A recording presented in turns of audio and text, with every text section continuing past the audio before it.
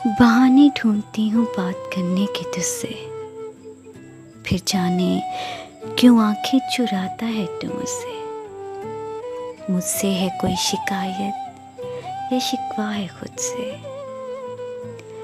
तेरी आंखों में तेरे दिल का हाल दिखता है, तो भी मुझे मेरी ही तरह बेहाल दिखता है।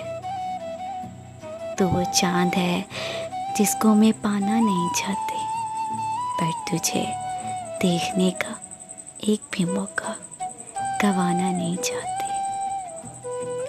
तुझे दूर से जाना मंजूर है मुझे, मेरी इस इबादत पे गरूर है मुझे।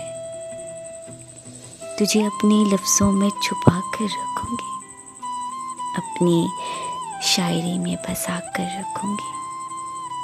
चाँद सा है तू, तेरी चांदनी नहीं, मैं खुद को ज़मीं बना कर रखूँगी।